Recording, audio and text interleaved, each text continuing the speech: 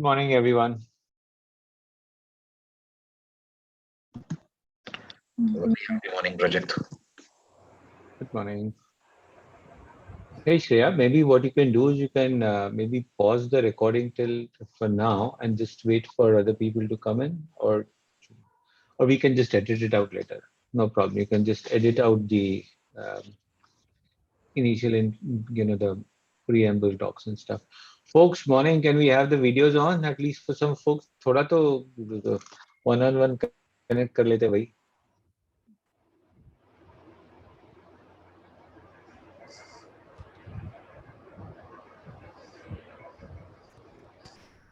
Folks, as we wait for other people to come in, maybe what we can do is maybe a few of you can just give us a sense of what is happening onto your businesses. Have the past one or two sessions been useful? Have the one-on-one sessions been useful?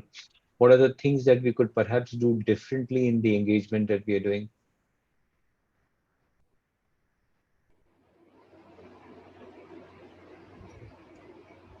Vijay, Samuel, Prateek, Sandeep, I'm just taking the names of folks whose videos are on. Any thoughts, any comments, what Yeah. we could do differently? Quick question, Project. If I have a question in the middle of the week about how do I do this versus how do I do that, is that okay for me to email you with that? Yeah, absolutely. Okay, that would help a Absolutely. lot. That would help a Yeah, lot. yeah. So see, uh, if think of the T-Angel program as a resource center, we are there to, and not just us, but sometimes the answers you might want to just throw it to the group and say, hey, I've got this question. Anybody has got a better experience from that? Just send it out to the group, or you can text it to me, or you can email it to me and stuff like that. If it is relevant only to you, I'll respond to you. If it is relevant to the group, probably we'll just convert that into a conversation point, or we'll share some more information on the group. Now the question more was around should we save it for the one-on-one sessions, or versus that? If you No, have no, a quick that's okay. I question. mean, if there's anything see, the point is the quicker we do, the better. If your one-on-one session is tomorrow, then hold on. If it is like a week later on, then you can just shoot it out. Absolutely. Thanks. Yeah. Vijay, any thoughts? Yeah, I mean, from a readiness perspective, we were just wondering what are the things that we should get ready on a week-to-week basis, right? I mean, of course, we have a business to run. We understand all that. Yes. While it looks academic, the question is how do we make sure that we don't reach the end of the program? I just completed a we just completed a incubation program at a certain institution, which is a year-long institution thing. Nothing was asked until 10 days back when they said, please send across a business plan, and they are expecting it to be churned out in 2 weeks. With nothing have been done the entire year. I mean, not really blaming them, but the point is we do have a lot of pieces, but to put together something in the last minute. So heads up from my side, or just a request from my side would be if you can tell me what all we can get as blocks pieces ready so that towards the end of it we are ready. That's it. That's my Yeah, so perspective.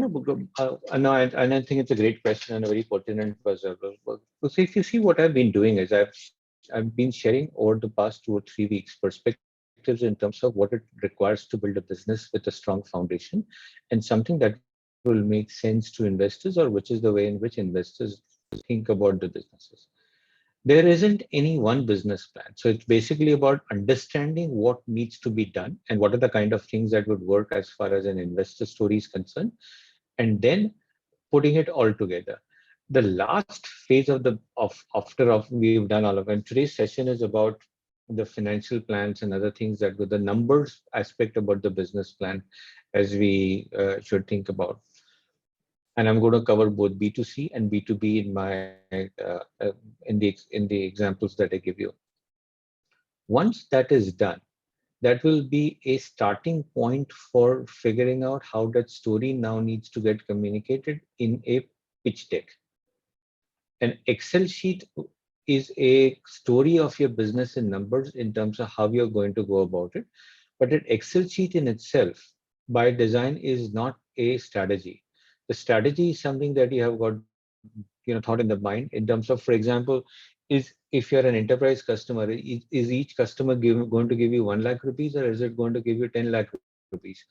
Is a strategic decision in the sense you must say, look, if I go to small and medium enterprises, I'll get 1 lakh. If I go to mid-sized companies and above, I'll get 10 lakhs. I'm just using an example.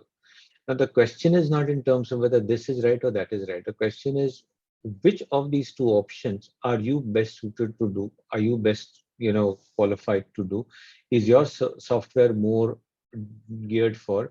And where do you have a chance of making a success of your venture? It has to take into account multiple external circumstances as well. Say, for example, you might say, hey, the likes of the Aribas have already got solutions for like this for large companies, and therefore, while my product is better, it's unlikely that companies will switch from Ariba to me. Therefore, you may decide onto that. Alternately, and let's take, say, company A and company. Both of them have got exactly the identical solution, same pricing, same thing. They can go after large and small companies both.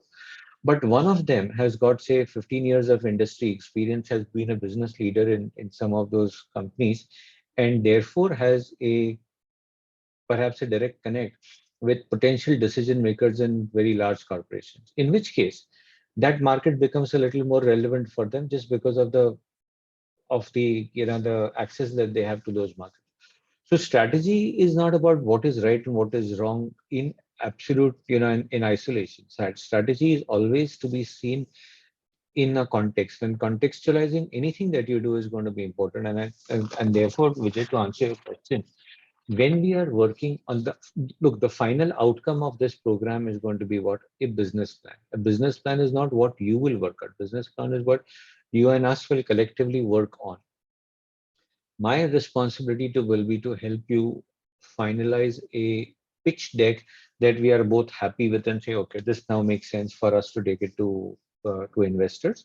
And a lot of deliberation in terms of how these numbers play out in that business plan, etc., will be finally your decision, and I'll provide the perspective. So, for example, whether it's large customers or small, whether it is this or that, whether it is 20 markets or 2 markets, whether you want to go a mile wide and inch deep, or whether you want to go an inch wide and mile deep, are all questions that you have to answer for yourself. I can only give you perspectives in terms of what might be okay and what might not be okay. Any other thoughts, questions? Project, if I can just add one more to Sure. that. See, every day that we spend running the startup, we are learning a new set of things, right? So just yesterday, I was with a CHRO or a global workforce head of a very large corporation, 250,000 employees, former head. And he was telling Vijay, do not chase the corporate crowd with regard to what you're doing, right? In the sense, don't go to the corporate organization, hope to deliver anything. What they speak on the outside and what happens in the boardroom is very different. I'm on the other side of the table. I know exactly what happens. So don't even have that as your channel. Don't go chase the corporate wellness program. I'm just giving an example here, right? So which forces us down from B2B to No, C. absolutely. But Vijay, this is something, see, these are some of the perspectives that we would have in any case, because over the last 10, 15 years, one has seen so many startups, and anything that is going across, say, for example, employee engagement, employee welfare and stuff like that, it it is a very hard sell to do in terms of, uh, medical and healthcare services and stuff like that.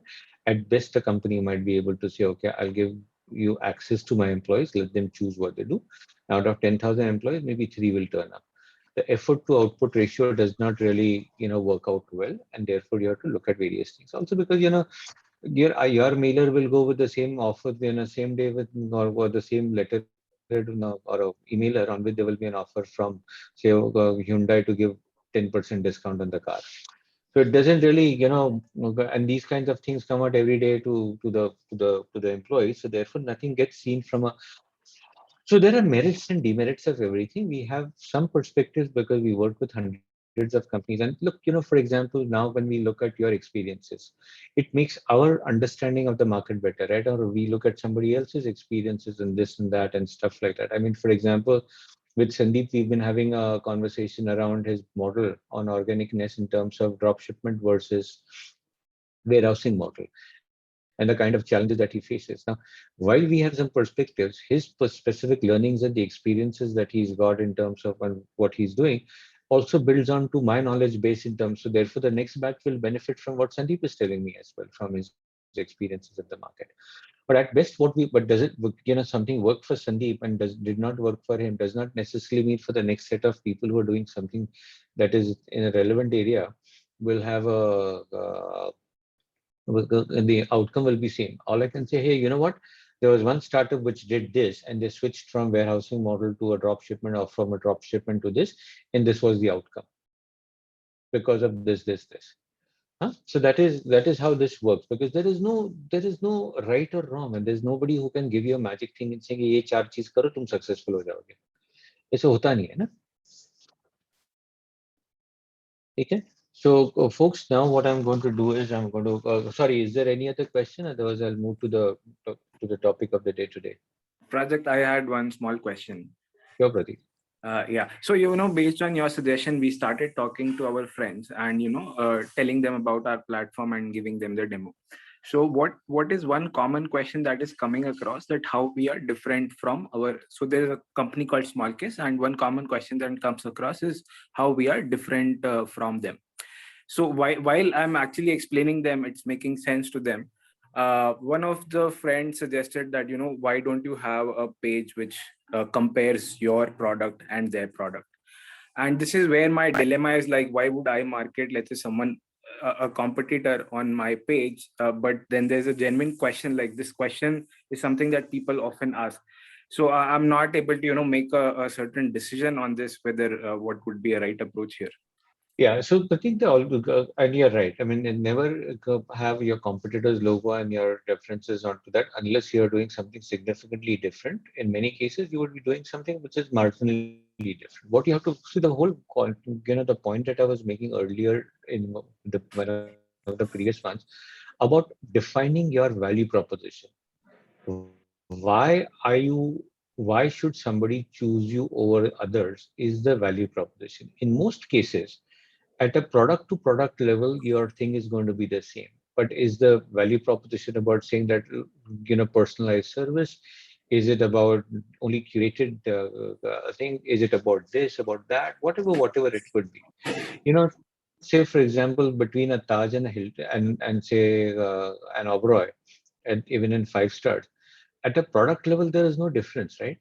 Even if you look at, say, for example, a Big Bazaar and a Spencer's, or a food hall, both of which target very different audiences, the price of a cereal box is not going to be any different because it's at MRP. But the value proposition is not about I'm cheaper, I'm faster, I'm better. It could be about saying I've got, food halls might say that I've got much better international variety, and the Big Bazaar folks might say, you don't have to buy only the highest rated products. We'll give you a lot more options at a lower price point as well. Like, in food hall, the value proposition could be, forget Kellogg's, I'll give you something that is significantly better, though it's 3 times the price. And Big Bazaar might be able to say, forget Kellogg's, I'll give you something that is much, equally good, but at 1/3 the price. You see, the product is the same, but you could carve out slightly different value proposition depending in terms of how you do it. Look at airlines, for example, between, what was then Kingfisher versus, say what was SpiceJet and Indigo and stuff. The value proposition is different. By the way, help me understand, or just tell me which airline is India's most on-time airline? Which one, folks, any? Indigo certainly advertises to it. Exactly. Indigo has occupied the mind space, but if you look at the data, it's SpiceJet is as and it's not as if it's significantly better. It's 97 point kuch hoga, uska 96 point something is there. So it's like but what Indigo has done is has picked up one point and said that this is what we try to, do and stuff like that. So value proposition is about identifying what will trigger a person to say, yes, I want to go with this brand versus the other one. And it need not always, Pratik, always be a product differentiation. It could be a business model differentiation. It could be a pricing differentiation. It could be a service experience differentiation. It could be a post, sales service differentiation and stuff. Got it. Crystal clear. So I should actually focus more on bringing my value proposition out. So, that question ideally should not even arise. People should be able to make out. Yes. And that's why I keep on harping in all my communication or all my presentations earlier. Value proposition.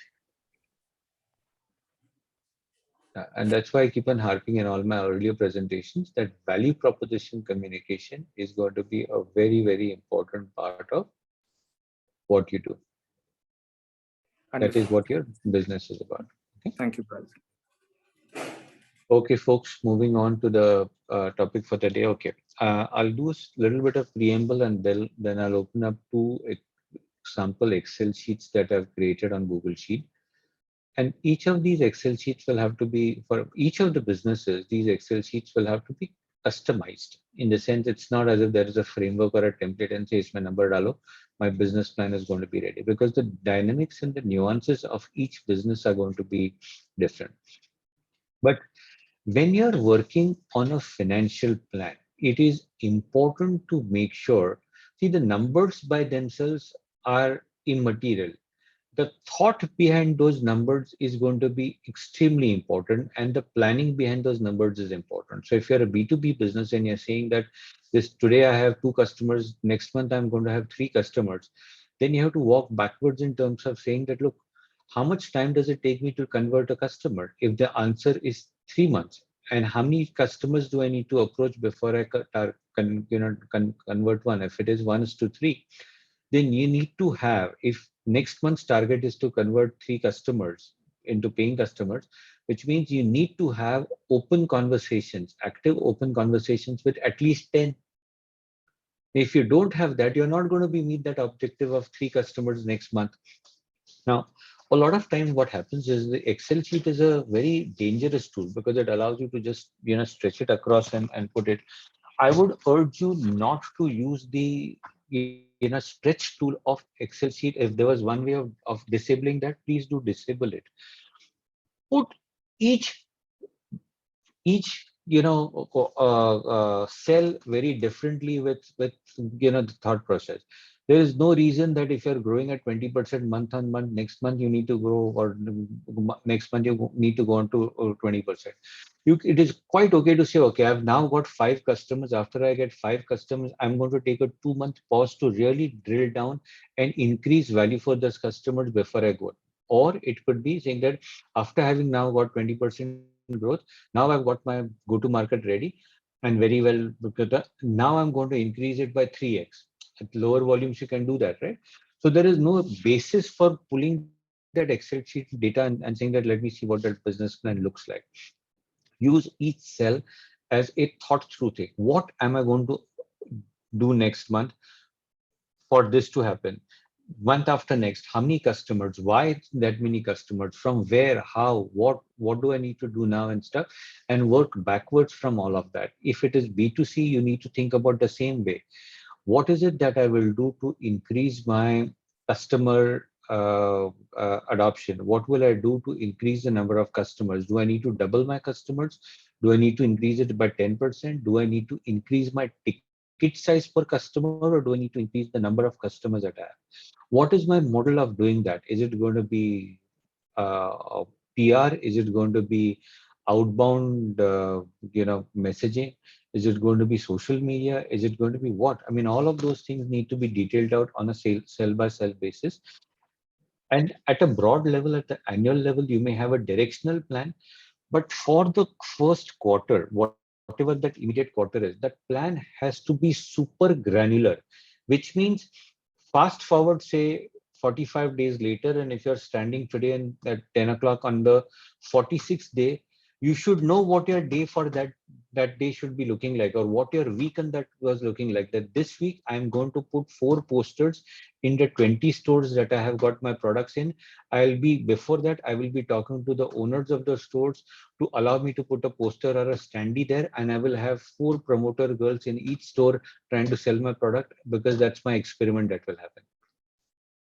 to that level of granularity, you need to break up the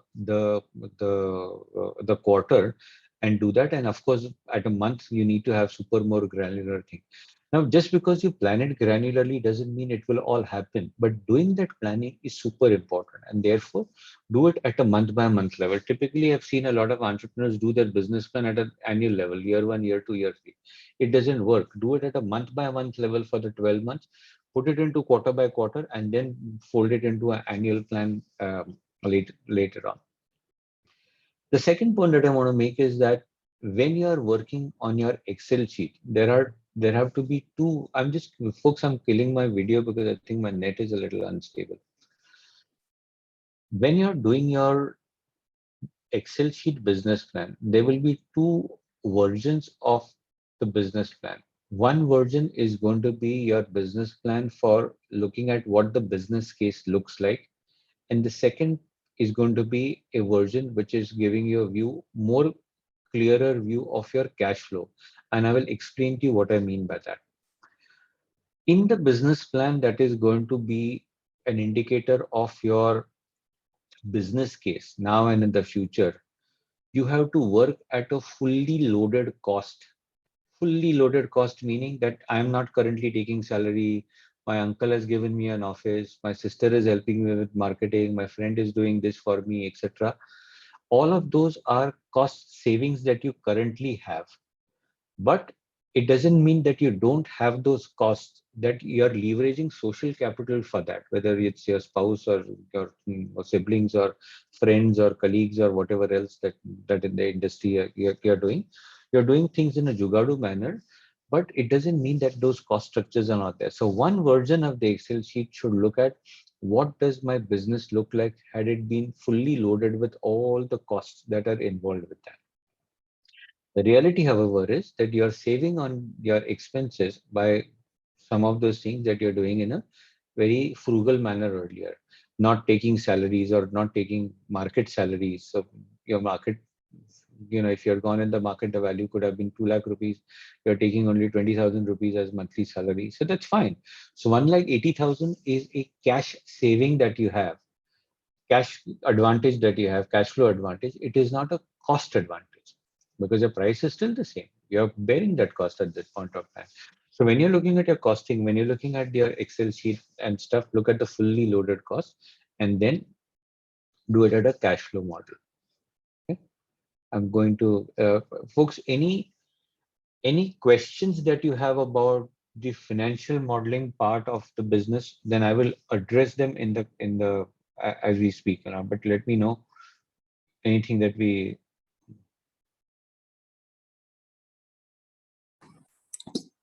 Good morning, Mr. Project. A quick question. So I have a idea about how the financial planning model will be like, how much will be my cost for the servers, for my employees, for my operations and everything. So can you just give us a red flag for our first institutional round to raise, if there are any kind of red flags for the investors, if this kind of expenses shown in this thing will be a red flag to the investor? No, nothing at all, because every business will require a certain amount of expenses, a certain amount of things to go in.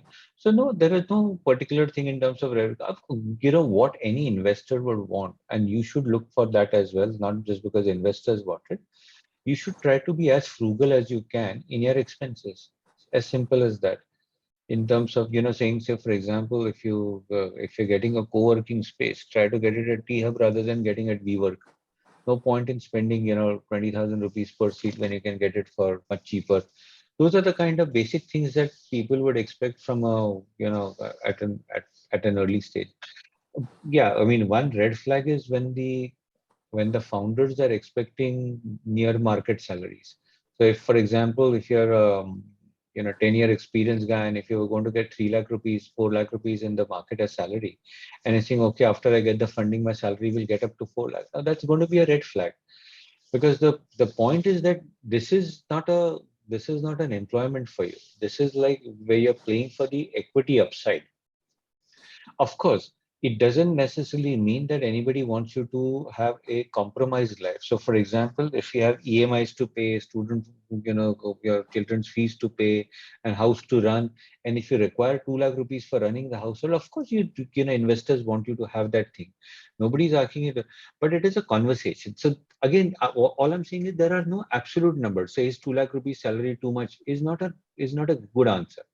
So, for example, if I have an EMI, if I have an ailing mother, if I have something else, etc., and saying that, hey, you know what, my basic expenses for the month are about 1.75. I can't live within that because that's what my circumstances are. Sure, in which case you need to factor in those kind of costs into your things. But if you're saying, hey, you know what, I've got after 20 years of working in industry, I've now taken an entrepreneurial bet, but I don't want to let go of my check. And, despite having a few crores as savings in my bank, I still want a 10 lakh rupee salary every month. That won't fly with people, or even, 2 lakh salary, right? It is a question. So everything is relative and everything is contextual. Yes, Mr. Thank you for that. And one more question on this. So there are few things like they say that few institutions which provide the first checks like 25 lakhs, 30 lakhs or something. These guys clearly mention that the founder shouldn't take salaries. And the second question is like, No, for example, no, that's not true. I haven't come across anybody who says that founders shouldn't take salaries. The founders shouldn't take salaries which are market basic, unless there is a need to take that salary. Like I explained to you, if you have, basic expenses of life that are, context relevant to you, then obviously you need to take some salaries for that. No? Otherwise, how will you live? right. So one more question quickly on this. So for example, in our case at presently right now in PayNow, so we are planning to take a Flutter developer, an experienced Flutter developer. So the present market cost of the Flutter developer is approximately 8 to 10 lakhs per annum. If we want a good one, I mean, a really good one. But at the same time, we can even manage till we raise the next round. So if it's if the round size is 50 lakhs and we can even manage in 50 lakhs at the same time, if we really want things to be done awesomely well, we want approximately around 1.25 crore. So what do you think will be the good presentation here? Do we need to present both the Excel sheets or just the 50 lakhs one? No, so I see it's a question in terms of what is in your benefit. If you raise 50 lakhs, you will dilute lesser in the initial phase rather than if you were to raise 1.25 crores. See, there are Right. two currencies that you have as a founder. One is cash and the other is equity. Now, there will be some people in the market who will say, boss, I don't want equity and all of that. I just want a 10 lakh salary or 20 lakh salary or whatever else it could be. But on the other hand, you might find some people who have said, look, I would have in the market got 10 lakh salary. I'm happy to come for 3 lakh rupees salary, but give me 5% equity. Right. Now you have to be frugal with, you have to be generous with your equity giving in the initial phases to people who will make thing. So if you feel that this person is going to be critical to your product development and he's going to be, then hold him with equity. Of course, the equity will vest over a 4-year period. So if it's like, I'm just giving an example, if it's like 6% equity, you can vest it over say 48 months. After a 6-month cliff, as they call it, saying after 6 months you will start getting one, whatever. 100 shares or whatever that shares are till you get all your shares in 4 years time or every quarter and stuff. So there are ways in which these things can be structured, but you have to figure out whether it will be cheaper for you to give equity or whether it will be cheaper for you to give money. Right. Now, just because you're willing to give equity, don't give it to anybody unless you find a person is equally excited about what you do. Getting somebody in for equity is a very tricky one. You don't want to give equity just because the person is good at his job. Equity should be given to a person who's not just relevant and appropriate for the position, but also that person has to have the same vision with your business. Has to have, there is a lot of alignment that needs to go on. Right. So I have a quick question continuing this. So for example, we really don't know whether the person will fit our culture, our vision initially when we take the salary. So That what is why kind of that is why you work. If you agree with the equity, then you have a 6 month period in which you call it's a cliff. What is it's called a cliff in the sense after six. So that equity is his, but he'll start getting it after 6 months. So if you decide to break off within 6 months, there will be some consideration or some money that you will give. If he leaves, then he doesn't get anything. If you fire him after 3 months, then there is some agreement. So some commercial agreement will have to become about, and there are many creative ways in which you can do this. Okay, Mr. Project. I'm clear. Thank you so much. Okay. Good morning, sir. Yeah. Hi, Aman. Yeah, hi. So I had this question. So I was going through the Amplify Launchpad mock presentation. Yeah. So in the last slide we have to present our future revenues and everything. So for that, I have a question. For how many futures do we have to like project it? Because like, or does it how? I'm going to cover that in the Excel sheet that I do. At least for 3 years, you need to have a view in terms of where the business will go. Now, projections doesn't mean that you are going to get it right. See, again, I keep on saying that any business plan is a set of assumptions, and you're making a projection on the basis of saying, I think this will happen. See, even if, and I maybe have said this earlier if you were present in one of those sessions, even if Mukesh Ambani, Sunil Mittal, Narayan Murthy, Tim Cook, or anybody in the world, any big industrialist in the world could make a business plan that works exactly as they had planned, and they could project what is going to happen, there would be no stock market, right? The Right. stock market is there because even they make projections. Sometimes they overshoot, sometimes they underperform onto that because everything is not in their hands. Similarly, in your case as well, you have to make a projection on the basis of what your plan is looking like. And there is no right or wrong projection. A projection is a reflection of your thinking on how you're thinking about it. Now, 0 to 2 crores is also the right plan. 0 to 20 crores is also the right plan. 0 to 200 is also the right plan. But Right. how you get to 0 to 2 will be very different than how you get from 0 to 20. And whether you have the capability, competence, and the maturity and able to, all of to do it. So you have to have none of the Excel sheets are going to, none of the investors are going to say, Acha, aapne in 3 years time you have said 48 crores. That is what I'm saying. No, it is a directional plan. So whether it is 40, 50 crores or whether it is 400, 500 crores, that's the direction that your 2 year, 3 year thing is looking at. Or maybe it's 4, 5 crores. Correct. Okay. Exactly. That was my question because VCs like must be having better financial persons like than us. No, To it's not good. So by the way, an Excel sheet projection of where your business is going to go is nothing to do with financials. This is a right. financial plan is not a finance person's job. It is the founder's job. It has Yeah, of nothing to course do it's with the yeah. No, but it has nothing to do with financial planning. yeah, it's nothing to do with that. It's just that keep like doing a 4 year later projection planning.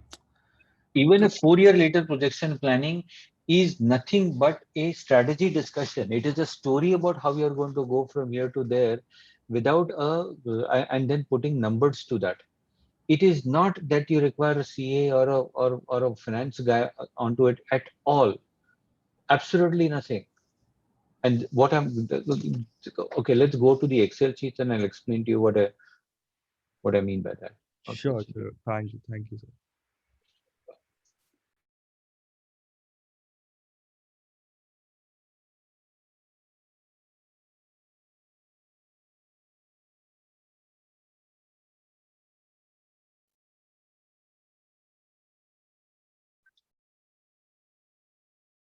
Just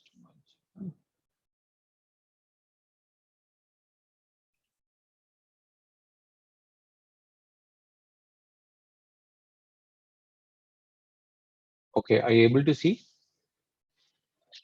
Yes. Okay. Now this is and I'm there is a B2C plan which you're seeing right now, and there is a B2B version, and I'll take you through both of those separately. What you have to, I mean, and Aman, look at this. This is going to be a story of your business in numbers, nothing to do with the finances in the way finance is understood. Okay. So what will you write you're in the first one, for example, number of, and assuming that you're a B2C brand, like say, for example, an Organicness in our group is, okay, how many cities is that person going to be present in? Now, it doesn't mean that online, say, I have 200 cities.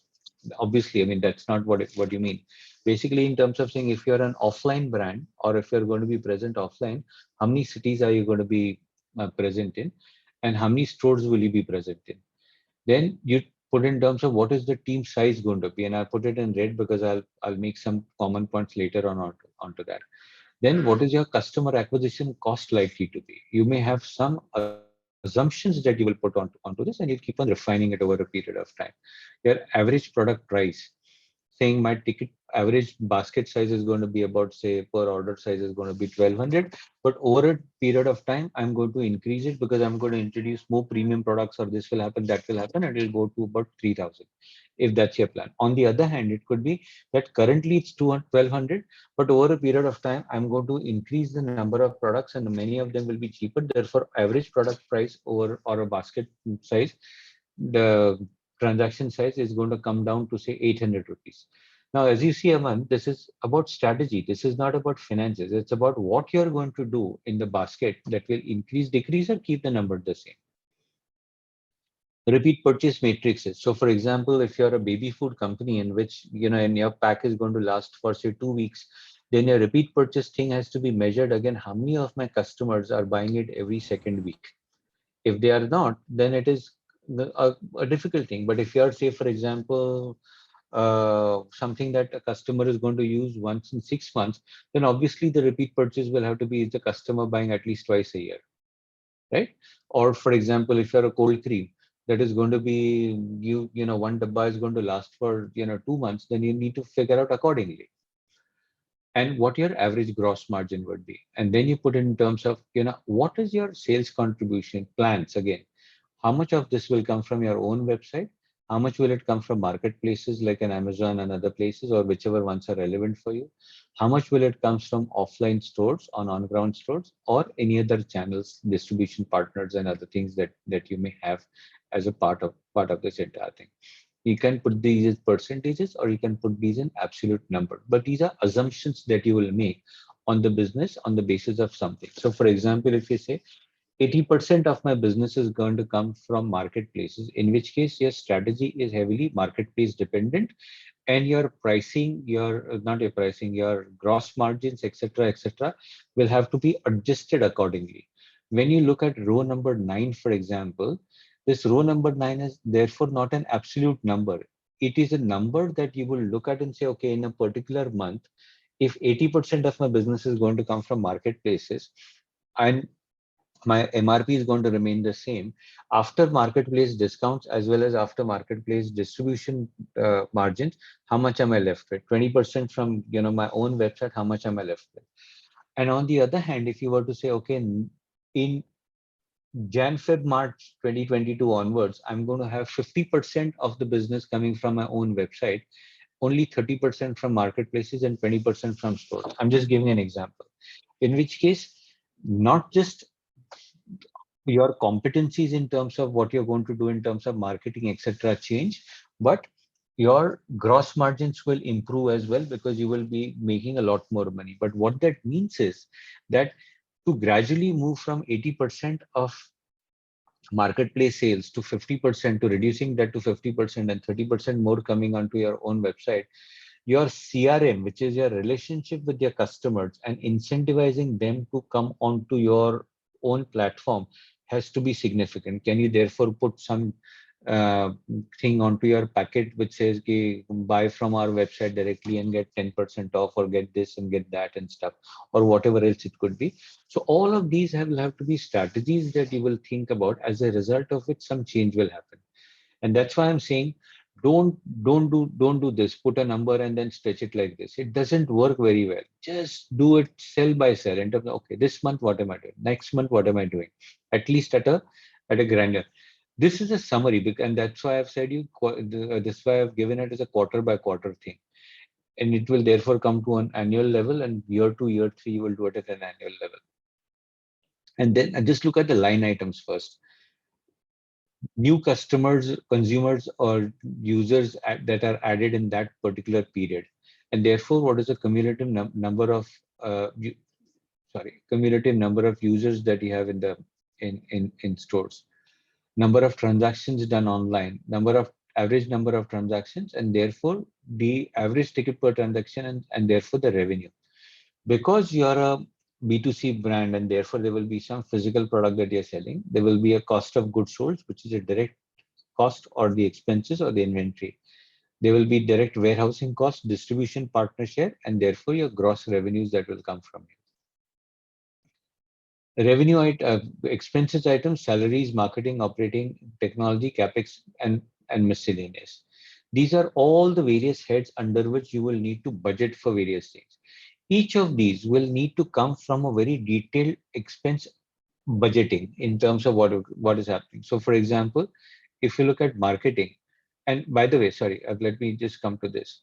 This was a summary sheet for the quarter, summarizing, as you know, literally just looking at a broad view. But this has to be detailed at a month by month level. Now, does it mean that because you detail it out, life will work that way? But what happens is, because you've detailed out what is going to happen, it gives you early indicators in case things are not happening right. And you can keep on making adjustments as you go along. And things are not going right in the sense, either things could be not going well, or it could be going much better. Saying, oh, I expected 20% conversion, but my conversions are 30%, and therefore I'm actually selling more volumes. What you need to therefore figure out is all the other things that are lined up. Is your inventory lined up? Is your marketing lined up? Is your warehousing lined up? Is your distribution lined up? Are your resources lined up to to settle for the increase outcome that is going to come, which is not going according to plan? So don't assume that not going right or not going according to plan only means going under. And a lot of times you'll be pleasantly surprised with better outcomes. But do it on a month by month basis. Don't do it on a annual basis or a quarter basis. And at the end of every month, assess what is happening. And say, for example, if your monthly target was 2 lakh rupees and you only achieve, say, 1 lakh rupees, doesn't mean that your business plan is not working. You have to understand what went wrong. Did I not reach out to as many customers that I needed to? Or did I reach out to as many customers, but the conversions were not as many as I'd expected? Okay, if the conversion were not as many, is it because they did not understand the message, or was my targeting wrong? If they came, if my targeting was right and the messaging was right, was there any other factor? For example, a competitor may have offered a buy one get one free at that period, or there may have been some other external factors to the. So this business plan Excel sheet that you've done and the numbers that you put in would give you clues, not clues, but it will give you, on the basis of this, you will be able to understand what is going right and what is not going right, and will be able to then analyze, or at least try and analyze, what could be the reasons why things are not going right, or what could be the reasons why things are working far better than what I had anticipated. And in both cases, you need to make the adjustments and then rework the business plan and keep on doing it. As I told you folks in my first presentation, a business plan is not a static product. It is a live document which you keep on reviewing every month, every month, every month. In B2C businesses, I would urge you to review every Saturday. Look at this data every Saturday and see how you're performing. And this, rather than a month, you break a month into every week in terms of, okay, this month's target is, say, 5 lakhs in revenue. This week's revenue target is 1.5 lakhs for whatever reason, of whatever that target is. And therefore look at it at the end of the week. Okay, did we do 1.5 lakh or no? What went wrong? Where did we not go right? Did our online did not work? Did my offline did not work? My offline did not work because of what? Last month that store gave me 30 sales. This month they've given me only 5. Then what happened? Go to that store and see, and you might find that your product has been pushed behind in the shelf, and somebody else has put an atta packet in front of you, and therefore consumers are not able to see that. In which case, you need to figure out what will you do to improve the visibility. Do you put a poster? Do you put a standee at the counter? Do you put a take one or a countertop thing? Do you put a promoter, or do you pay the shopkeeper some money to ensure that you are able to get high visibility in that store? Which counter you are put at? All of these are strategic things that you need to do at a granular level. So Aman, again, going back to the question that you had asked, this is therefore, as you can see, is not a financial plan. Yes, it has numbers, but it is all to do with the planning of the business. Okay. And when you talk about marketing, this marketing will have to be detailed out on various things. And again, this is a reference point. This doesn't mean that this is an example. You will have to do it for your own business separately. What are you going to do online? What is going to be done offline? Offline could mean a promoter girl or a promoter putting in. It could be campus events. It could be RW activation. It could be paid poster event at a shop. It could be whatever. It could be emailer campaign to a corporate crowd, whatever it could be, any events that are doing PR and so on and so forth. And therefore, what is the spend? Cost of customer acquisition is a grand total of all your marketing spends divided by the number of new customers that sign up in that month. Okay. Customer, and therefore you will have some matrices that are coming out of that. Okay. I'm going to stop for a moment now and going back before I go on to the B2B part. Folks who are in the B2C business, I want each one of you to comment on this and give me your takeaway or a question that you may have. Sandeep, starting with you.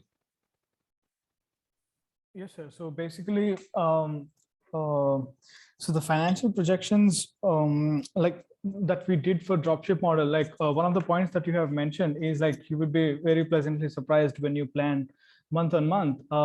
And we actually did, because we were looking like metrics, like key metrics for us were like total number of orders, new customers, and the revenue per customer, and the retention rate. So these are the numbers that we were looking on day-to-day basis for a certain period of time.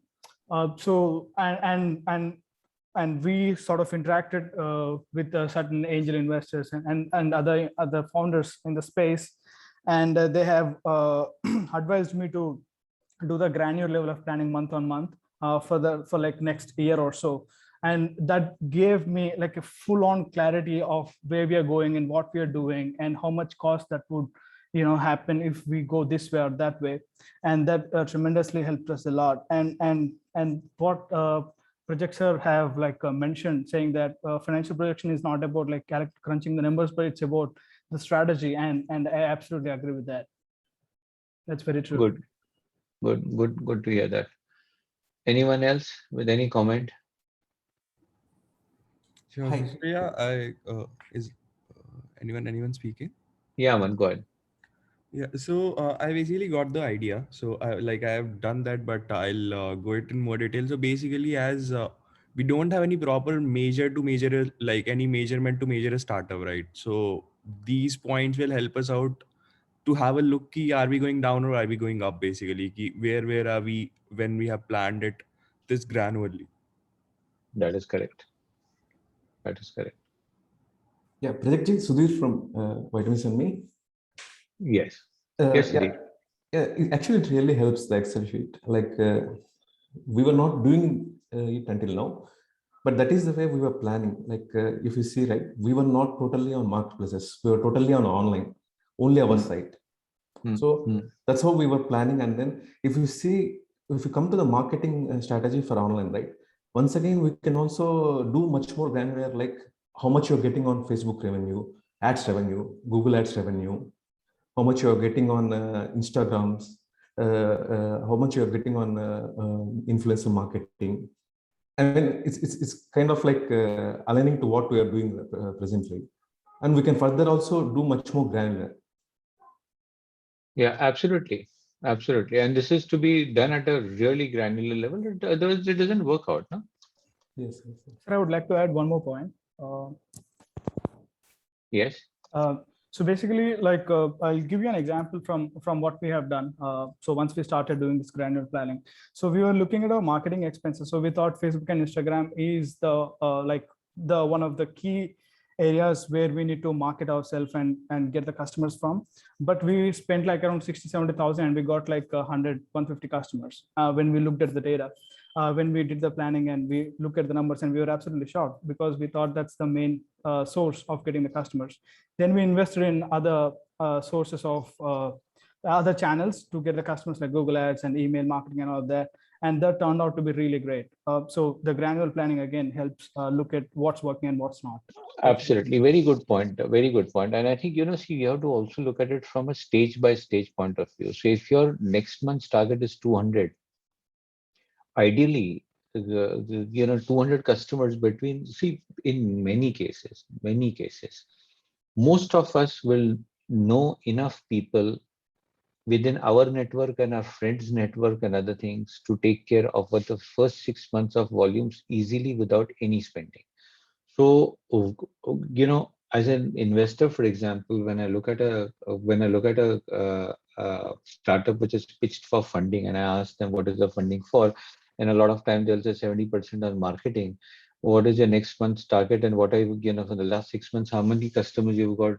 They say 800 customers, and when I look at their Facebook, they've got 3,000 friends. I said, it doesn't make sense. I mean, if you have 3,000 friends, all of these people are typically most of them would be in your customer profile. If your friends yourself are not using it, if you haven't reached out to them, what's the point of spending money on marketing? Now, obviously, that doesn't scale in the sense after, you've exhausted a friend, you can't say that I will, what can get you the first 3,000 customers can't get you the next 30,000 and certainly can't get you 3 million. So your strategy has to change over a period of time, but in the initial phases, the granularity of saying that what can I do? Can I make a WhatsApp message with a very crisp, sort of image and what a 2-line message and a link that I can send to my friends and tell them, hey, my friend has launched this brand. Would appreciate if you go and book that. I've tried this product. I really love it. I'd urge you to do the same as well. If you send it to 200 of your friends, maybe 50 of them will forward it to their friends. Maybe if the 50 forwarded to, say, 20 friends, approximately, you've got 1,000 people. Of that, if 20% put in 200 customers, you've got it zero spend, no? And if each of these guys buy 1,000 worth, 2 lakh rupees ka business, you've got it zero spend. Now, if, for example, if after your friends have sent it to 1,000 people, if you get only 2 sales, then by spending money on Facebook and doing the same marketing is not going to help in any case, right? Then you need to go back to the drawing board. What is not working? Is the value proposition not working, or is my communication not right, or did those people come onto the website and something on the website did not work? Did they drop off at the shopping cart level, or did nobody came to the website itself? All of those will have, whether so. Nobody's coming to my website is a different problem and will have a different solution than saying that people are coming to the website, they're browsing my products, maybe filling up the cart and doing it, but checkout time they're dropping.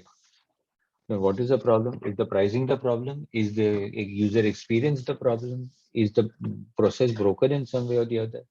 You have to granularly dissect the problem and find a solution accordingly. And you will only be able to do it if in a B2B business, B2C business, if every Saturday you say 10 o'clock to 11 o'clock, we are just going to look at the data and figure out what needs to be done in terms of corrective action. Okay. I'm going back to the Excel. Mr. Project. Yes. Just a quick question. So when we ran our first pilot, approximately 850 plus users, we never did marketing. Everything went on a network effect or a word of mouth. So very good. At the same time, we have we know, I mean, we believe that there is a better potential in Facebook, Instagram, Google Ads, and everything. So we took the data of other apps and we made some assumptions and filled up a chart separately But for once, us. once again, I mean, why do you think that there is better potential on Facebook? Now, assuming, say, for example, your connections, your network, and your friends and other people are representative of the larger group that you are going to pitch to. There is no reason why Facebook or any other thing should have better outcomes. If you say, no, no, but my friend circle is not really the kind of people that will eventually buy my product, and I need to find other places, then I can understand. Right. But there is no reason to go with an assumption saying that Facebook will be better than my friend sending, me sending out a message to my friends. So, sir, so is it okay to just fill in the network effect right now in the chart and fill the remaining stuff as we keep growing the company in the journey? No, In I the think Excel no, sheet. I think see there is no, there is no either or kind of situation. So network effect within your own thing won't scale up beyond the point, no? Yes. But at the initial point, in the initial phases, I think it is important to do that. Even if you are getting, so I'm, even if you are reaching out to your own 1,000 people with your own thing, you should do some small level of experimentation to test the power of your communication. So if you're going to spend 50,000 on Facebook advertising, spend 5,000 and check whether this message works, that message works. It's a question of experimenting and understanding what works and what doesn't in the initial phases.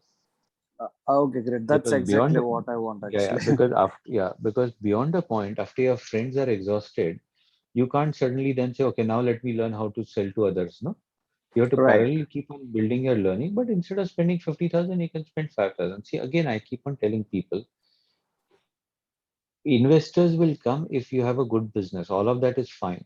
Your first objective as a startup is to figure out how not to die.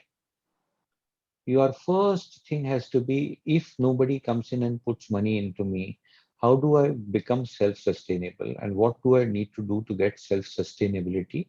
Which means my expenses per month are going to be lower than my revenues per month. And try to do it within 6 months, 3 months to 8 months, whatever time it is possible for you to sustain that. But your first goal has to be not about scaling up, not about anything. It is about how do I get to a level where, see, because the conversation, when you go to somebody and say, I need 50 lakh rupees to sustain, is a different one versus saying that, look, in the next month onwards, I'm getting sustainable. My revenues are 4 lakh rupees, my expenses are 3 lakh rupees. So it's okay. I don't need your money to survive. But if you give me that 50 lakh, what I was going to achieve in 2 years' time, I will achieve in 1 year's time. It's a very different conversation because the downside risk is zero, not zero, but significantly reduced, right? So those Right. things have to be, to be looked at. Just one second, I'm going back to the Excel sheet. Ajit, I have one question. Sure, Ajit. Project, is there any ideal time frame for the break even? No, nothing at all. There is no ideal time for break even. And that is not a, see, and it is not a question in terms of the break even will have, break even is a factor of how much you decide to invest in what. Today, for example, people say, okay, Flipkart is, loss making. It is loss making because they're choosing to invest in customer acquisition. They have, say, I'm just taking a number. If they have 100 million customers and they want to go to 150 and they're pumping money in marketing and customer acquisition and discount, that's a strategy. Tomorrow, if they decide to drop that and say, I want to be profitable, 100 million customers might come down to 20, but they could be a hugely profitable business with, say, 100 times more, footfall than what, say, a Shoppers Stop gets. So it's a question of strategy. It's not a, see, you have to understand, none of the investors or founders of large companies are stupid to lose money just because it's a, no investor is stupid to say loss making hai but paise dalta. People don't understand that, the losses as they happen is a part of of a plan that they're talking. When you build, say, for example, a store, a physical store, if you were building you will put money in plant and machinery and, and like a coffee shop, right? I mean, that's your cost of acquisition, right? That's not cost of, the cost of doing business. If I were to start a barista store, some 10-15 lakh will go into making that store. Can you say that first month my business was loss making? No, it is, that is the cost of building the asset. In an e-commerce or a B2C company, your assets are customers, but you need to figure out how to increase the lifetime value of that and stuff like that. So there is no timeline for getting to sustainability. Because how I understand the cost aspect of it is like I consider it into two parts. One is the basic cost which needs to go in for the product to be up and running, and for that we acquire a certain number of customers to cover those expenses. Second is the cost of further expansion and more customer acquisition, right? So when I look at the like you said, you should focus on how not to die. It should be self-sustainable. So aspiring for more market share and more customer acquisition, that is one cost aspect, and maintaining the existing customer base, that is the other part. So keeping in view uh, the sustainability part, my question was regarding that, which what kind of a time frame we should look forward to See, for that? it depends on the resources that you have. So for example, if you're currently doing it with your own resources, till you get to an investor, your first projection should be in terms of what is it that I need to get to sustainability level. Okay. Suppose you say, okay, I have 20 lakh rupees that I can invest in this business, or 40 lakh or 50 lakh. But let's assume that you say that I have 20 lakh rupees that I can put into this business, and my monthly burn currently is say 3 lakh rupees. Okay. So in about 6 months time, you will lose out, you'll get out of money if you don't close that burn, right? You need to figure out what is it that I can do if no external investor comes in to get to self-sustainability within this 20 lakhs. So should I be growing or should I be increasing my revenues per customer? At the same time, that because there is not one version of the business plan. There are different versions of the business plan. At the same time, you have to go to investors, and if you go to angel investors with say a 50 lakh plan, you'll need to go with a plan saying that, look, if I get 50 lakhs, then I will continue to expand my market, but the burn will go on from 3 lakh rupees to 5 lakh rupees, because that's part of the plan. So it doesn't mean that a business cannot be sustainable. It can be, but if I have to grow, then I have to increase my burn, right? That is why you need the money. Got it. At the same time, if some investor comes to you and say, hey, you know what, I really like this model, but I don't think we can do this in 50 lakhs. I'd like to put 5 crores. Would you say, no, I don't want to take that much money? You will have a plan of what to do with that 5 crores, no? Right. The growth trajectory will be different and foundation building will be different and stuff like that. So what happens here is when you're able to see the screen, right? When you put your expenses and all of those here in this manner, you'll get your gross revenues, you'll get your expenses. As a result of that, you will for that month you'll get your suppose for example, this number is 5 lakhs and this number is say 8 lakh. Okay, so what it gives you is say for example is equal to this minus this, which means that every month you're doing say, and suppose this was constant across these three. I'm just taking a number, okay? Or let's is equal to this into 1.2.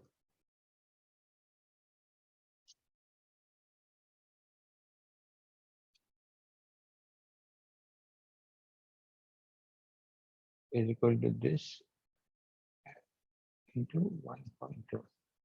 Okay, suppose this is what it happens, and this is say is equal to this into 1.05. Okay. Why is this not happening? This into 1. So this is what happens. Now you see what is happening is that your burn is going down every month, right? Right? So this is your first month. Are you able to see, folks? Yes, Project. Yeah. Okay, so this is how your cumulative thing burns out. If, for example, if this, however, was going to be, if this was going to be about, let's put this into 1.5, and every month your expenses are increasing because you're pushing up the growth, as you can see, your cumulative thing is going up. And what you require in terms of your investments is this kind of number, in terms of saying 38 lakhs is what I require for getting to this level of, ARR or MRR or whatever else it could be. You understand? That is what it is meant by, working on the financial model. This will come from this doing it on the monthly level, and you have different versions of it. Okay, suppose I don't increase my revenue by 50%, I'm increasing only by say 10%. What is the additional? So there will be some fixed cost, because the salaries and all that, to a person, whether you have 30 new customers or 60 new customers, your salary for some people is going to be the same. Your operating things in terms of rent, this that might be the same. Your technology costs in terms of AWS hosting, this that will be the same. CapEx at some point of time you can defer. Miscellaneous things in terms of travel, this, that, whatever else will be the same. The only variable here could be marketing, right? So you need to add all of those things in the financial model to be able to arrive at those numbers. And each business will have a very different set of numbers. Okay.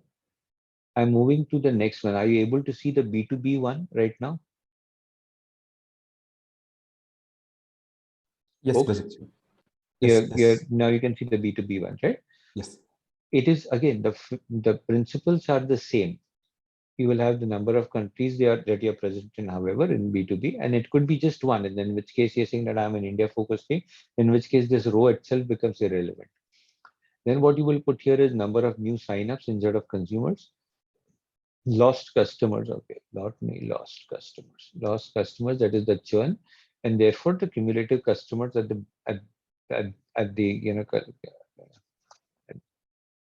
at the beginning of this period.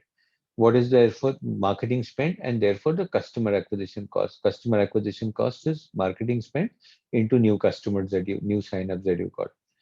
Then all of these might be people who have signed up, but not, and again, these will be subjective to different kinds of businesses.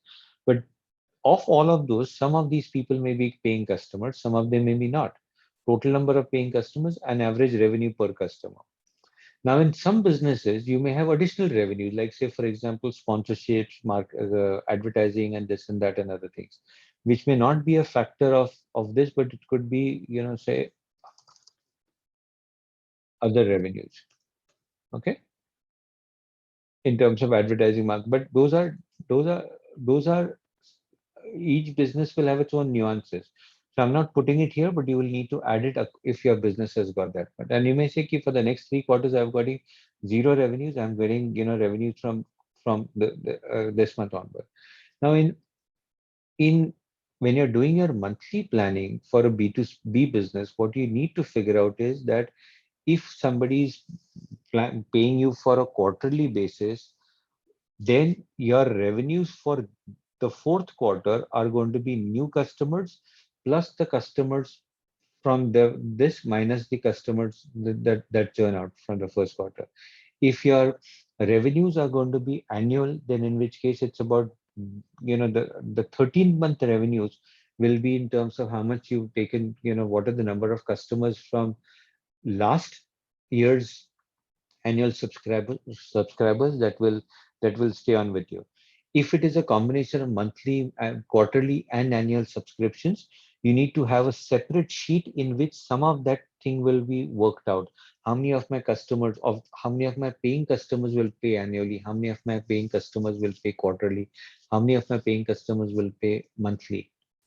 That complex Excel sheet, not complex, but comprehensive Excel sheet will have to be worked out separately as a sheet, and those numbers will have to be put in here. And every week, every month, you will need to look at that. I had assumed 30% of my customers are going to pay annually. And say you have 100 customers that month, total 100 customers that month, and you expect, or 30 of them to pay annually, 20 of them pay quarterly and 50 of them to pay monthly. I'm just taking a number. However, instead of 30, only 20 of them pay annually, 20 of them pay quarterly, and 60 of them pay monthly.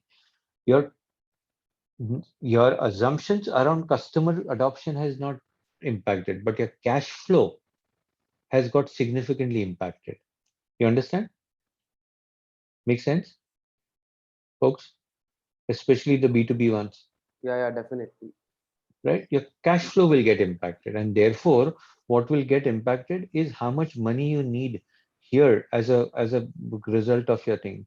Next year, your business will look very different because because you've not taken, if many more people are converting to a monthly, next year, because there will be a bigger volumes coming in, it'll be different. But this year's cash flow will be different if you're number of. On the other hand, if, for example, if you are able to, instead of 30%, if 50% of the customers are able to convince them to pay annually, guess what happens to your funding requirement? It reduces significantly because your cash flow situation is now better with the same number of customers.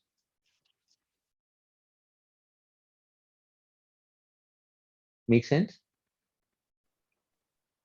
Yes, sir. Yeah. And again, to do it at a monthly, and then you have to do it at a, the same marketing kind of thing and detailing and stuff. So folks, I'm going to stop my monologue at this point of time. My suggestion to each company, and Shreya, if somebody has not attended, please let them know, is that over the weekend, no later than the weekend, please work out your Excel sheets for your business and send it out, so that next week we are able to discuss your Excel sheets in detail. Okay, because this will be the precursor to working on your pitch presentation, because the pitch deck is nothing but converting the story in numbers into a story that is contextualized in words and visuals. Jet, I have a question. Yes. This is Vijay here. Good. Yes, Vijay.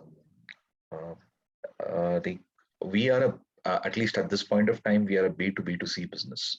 Correct. So that's what I said. You'll need to adjust each. There is no framework or template available.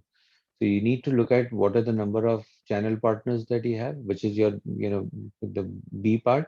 From them, how much average are you likely to get? And there you might have say big and large. So for example, there are some large partners from whom I will get 20 customers a month. There are some small ones from whom I will get 3 customers a month, or 1 customer, or 2 customers, or whatever that number is. You will need to make that plan and then budget it into your thing, and we'll summarize it in a small manner. See, nobody is going to give you investments on the basis of a PowerPoint presentation or an Excel sheet. Basically, when somebody asks, hey Vijay, next month or next quarter, you assumed a 8%, 80% growth. How is that possible? How have we done that? While every time you can say, hey, you know what? But if you notice, I'm going to add 3 new enterprise customers, and each of these are going to give me 60 customers each at the very minimum. And they have 3 such outlets. Therefore, 180 customers are going to get from these. They are currently in pilot phase. They are going to end it. So this kind of detailing only allows you to answer better. And so gives, but otherwise everything is subjective, right? Got it. Got it. Yeah. Rajat, actually, the plans were, I think these templates are good for everyone, but certain times things actually work on different mode, like especially for us. So there are certain categories where we get in the order with 50% of the advance, and the commencement may be happening in a month or 2. Absolutely. So you have to adjust that, your cash flow situation has to be reflected in a see, these are not templates at all. That's why I'm not giving anybody a template. Yes. I'm just giving you a directional input in terms of aapko kya karna hai. That month and month, quarter by quarter, these are the kind of heads that you should have. In your case, for example, if it is about saying I'm getting a 50% advance from a customer, how many customers are going to give me in the month of, say, October, a 50% advance? If that number is 3 and saying they're going to give me 2 lakh rupees in advance, and their revenues will actually start on the basis of this from Jan onwards. No problem. You have to work that complexity into your Excel sheet. Because plan नहीं करोगे तो कुछ कर पाओगे नहीं ना. Whatever the complexity of the business is, the reality is it is there. Now you have to figure out how to put that into the Excel sheet. So, the biggest thing, we have a financial plan, we have that all model being made. The biggest confusion which happens is always, when my team cracks a deal with maybe for an example, with Interglobe Hotels. Now they have 3, 4 properties, they wanted to do a pilot, but they say, okay, let's do this product. And we need this 2 months down the line now to be customized for us. And I'm paying you 30% for now. And then probably you make it for us. We'll start getting the dispatch done after 2 months, and it will go up to 6 months. So how such revenues can be distributed, that makes literally very complex for us to. It is, but देखो भैया, I mean, just because you don't put it in the Excel sheet doesn't mean that the complexity goes away, no? Now, in certain businesses, there will be completely unpredictability. Interglobe behaves this way, some other customer behaves in a completely different manner. True. You have to put some projections into place, and in your case, for example, the projections may not play out, but at least some planning needs to be there. Because if you go and tell the investor saying that I don't know how my revenues will come in, I don't know how my expenses will come in, but पैसे दो, मेरे को लगता है अच्छा धंधा होगा, तो क्या बोलेगा आगे वाला, नहीं? Right. So that is the biggest trouble, right? See, No, it is not a trouble. That is the reality of your business, and that is that is the dynamics that people have to understand. कई बार while updating our MIS to lot of people, we see that cash flow हमारा इतना अच्छा था कि like we were very good, like we were cash flow positive all the time in the last quarter and this quarter, and then we see at the end that revenue में कितना churn आया, revenue में कितना deficit आया, so we No, correct. So all of see again, some businesses will have a lot more predictability than your business, for example, and some businesses will have a lot less predictability. But at the same time, we need to have a plan and look at it in terms of, so for example, if I were to ask you, what is your plan and strategy for next month? It is not about saying client के पास जाके देखेंगे क्या बोलता है, वो अगर ठीक है तो ठीक है, नहीं तो ठीक, ऐसे नहीं होगा ना. You'll have some plan in mind. Right. Now, maybe when you sit in front of the clients, it works out saying that the client proposed completely different. He said, ki, I'll pay you 50 lakh one time and perpetually I will have license for it. This was never expected, but ho gaya. Now, that was never, you can't plan for things that can be thrown up, but at least you will have a plan in terms of saying, okay, on the basis of the Interglobe project and the outcomes from that, I will now go to similar companies, and therefore in Jan, Feb, March, I plan to have pilots with 3 more companies of that nature, and to have 3 pilots, I need to target 20 companies of this nature, because 1 is to 5 ka revenue, I mean conversion hoga for that matter, 15 companies, and therefore these are the 15 companies. So literally specificity, वो sniper fire वाला होना चाहिए कि ये 15 company के पास हम जाएंगे. अच्छा, इस कंपनी के पास कैसे जाएंगे? Okay, that my ex-boss's wife used to work in that company earlier, so I will request her to do that. यहाँ पर कोई नहीं है तो मैं इधर cold call करूंगा. यहाँ पर I know somebody who goes, तो इस तरह से sniper fire करके जाना पड़ेगा. That is not possible at a later stage when you have to go to 500 companies. There you'll have to look at proper marketing plan and a PR plan and stuff. But at least for the first 15 customers, वो तब कर ही सकते हो. Right. That's how the plan works. Excel sheet is not a definitive thing saying ये लकीर के फकीर ये जो लिखा है ऐसे ही होगा. ऐसे नहीं होगा शायद. B2C में भी नहीं होगा, B2B में भी नहीं होगा. और कई बार ना एक्चुअली हमारे साथ सबसे बड़ा ट्रबल क्या होता है, सो एक और चीज व्हिच हैपेंस इज जैसे last month we closed a really good number, but उसका कन्वर्जन पिछले महीने नहीं आया, उसका एक्चुअल रेवेन्यू जो दिखा जब इनवॉइसेस बने वो 2 महीने बाद बने. No problem. So in which case, so in your case, for example, what you should do is you should always factor in cash flows coming in. So maybe after 2 months also, invoice 2 महीने बाद बने, उसके बाद 45 days credit भी होगा. कोई बात नहीं है. 5 महीने का ले लो ना अब कैश फ्लो के लिए. 5 महीने के बाद 3 महीने इंस्टेड ऑफ 5 months 3 months में आ गया कैश, तो अच्छी बात है. You will have more better outcomes. But 3 महीना प्लान करके 5 महीने में आने वाले होंगे, या cash flow will get screwed. Right, right. So in your planning, you'll need to budget it to reflect. See, the Excel sheet framework will have to be designed in a manner that reflects the reality of your business. Number डालने के लिए 15 minute में number डालेंगे. ये जो Excel sheet की जो detailing होगी, उसका जो मॉडल बनेगा, that will probably take a few weeks to make. Right, right, right. Very true. Yeah. So folks,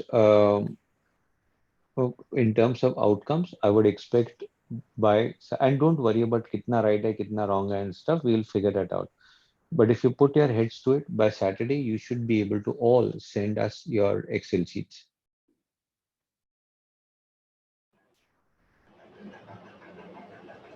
Okay? Yeah, done. Okay, folks. Thank you very much. Then you have a good week ahead. Project, Weekend ahead. Yeah. One more thing, I just want to request everyone to switch on the camera. I just wanted to take a one group picture. If that's okay.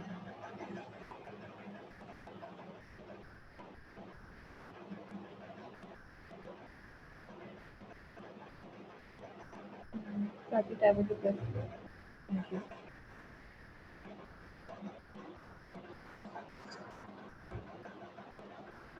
Okay. Bye, everyone. See you. Have a great day. Thanks, project. Have a great.